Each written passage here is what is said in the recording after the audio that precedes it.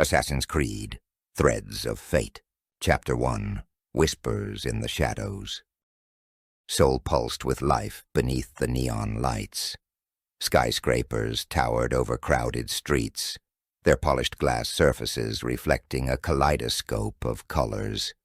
The hum of traffic, the rhythmic thumping of music from nearby clubs, and the distant buzz of conversations formed a familiar backdrop for Jina, a figure wrapped in black, blending into the shadows. Jina, a young woman in her mid-20s, had a striking presence despite her stealthy approach. Her sleek black suit was complemented by her short, jet-black hair and piercing green eyes, which were sharp and observant. A slender frame, agile and trained, made her an efficient operative. She perched silently atop a ledge, watching the city below. From this vantage point, Seoul looked almost serene. But she knew better. The Templars were here, and they had been for a long time. The Templars, an ancient order shrouded in secrecy, seeking to control humanity through the artifacts of a forgotten age. These artifacts, called Pieces of Aden, had been lost to time. But the Templars were relentless in their search, and wherever they went, the assassins followed, fighting to keep their power from corrupting the world. Adjusting her hood, Jina narrowed her eyes toward her target, a corporate building that housed more secrets than its shiny exterior suggested. The man she was after was no ordinary businessman. He was a key figure in the Templar Order, one of the people fueling Abstergo's influence in South Korea. Tonight, she would put an end to him. She leapt from the ledge, her body moving with the grace of years of training. Her descent was almost soundless. She hit the ground, rolling to disperse the impact, and emerged into an alleyway. Her breathing steady, her pulse a calm rhythm against the city's chaotic beat. Her heightened senses sharpened, guiding her past the Templar guards patrolling the side entrance. They were simply an obstacle in her path, not a challenge she couldn't handle. With precision, she slipped past them, her movements deliberate and silent. Her training allowed her to react to the slightest disturbances, a sixth sense that had saved her countless times. Inside the building, the air was cooler, quieter. She moved through the narrow hallways like a ghost, avoiding cameras and sensors.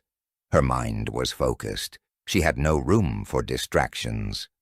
Halfway to her objective, her communication device crackled in her ear. Jina, there's been a change in the plan. Her mentor's voice came through. More guards than expected. Stay alert. I've noticed, She whispered, peeking around a corner to see two more Templar operatives standing guard in front of the elevator that would take her to the top floor. She took a deep breath, her fingers brushing the hilt of her hidden blade. Timing was everything. She moved swiftly, dispatching the first guard with a quick thrust, then the second before he could even react. Blood spilled in silence, and their bodies slumped to the floor. She dragged them out of sight. The elevator ride felt longer than it should have. The soft hum of the machinery was the only sound, save for the racing thoughts in her mind. Who was this man she was about to kill? Another pawn? Or was there something more? Lately things had begun to feel off. Her mentor had been acting strangely, too. Cryptic messages, vague warnings. Jina brushed the thoughts aside. She couldn't afford to be distracted now. The elevator dinged softly as the doors opened. She stepped out into a lavish office, decorated with sleek modern furnishings and glowing screens displaying business data.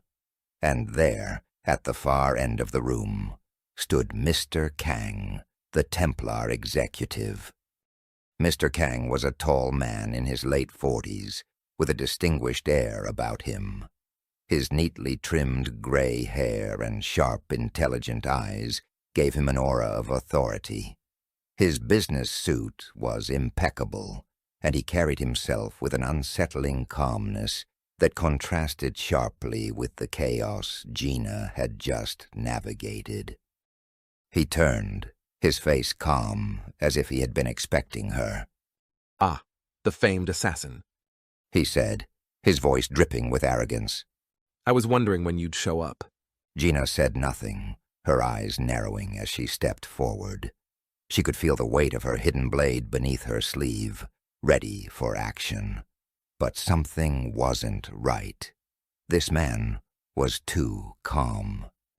"Before you try to kill me," he continued, walking around his desk slowly, "you should know, you're just a piece on a much larger board. You think taking me down will change anything?"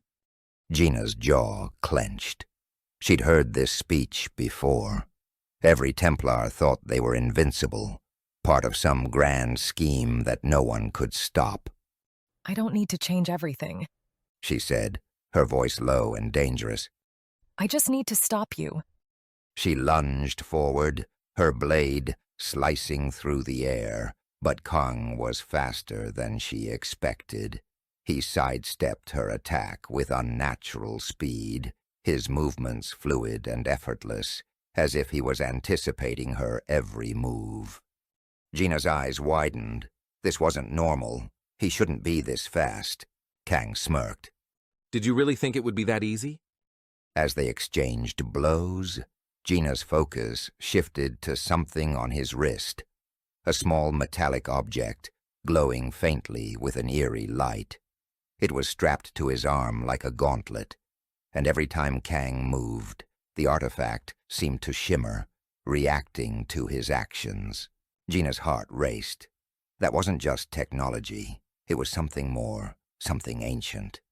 In a moment of desperation, she managed to parry one of his strikes and grab hold of the artifact, if only for a second.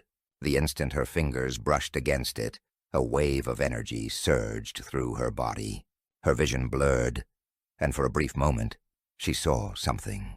A world long gone, an ancient assassin standing before the same artifact, its power radiating in the hands of another Templar.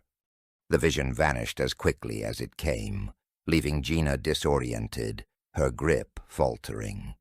Kang took advantage, delivering a sharp blow that sent her crashing into a nearby table. She struggled to regain her balance, her mind reeling from what she had just experienced. "You're out of your depth, assassin," Kang taunted, adjusting the artifact on his wrist. "This is beyond you."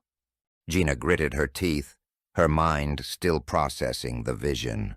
She knew she couldn't win this fight, not now. Whatever Kang was using, it was far more powerful than anything she had encountered before. Without another word, she turned and bolted for the nearest exit, using every ounce of her strength to escape. Kang made no move to follow. Instead, he watched her go, a smug smile playing on his lips. As Jina disappeared into the night, one thought echoed in her mind. What was that thing?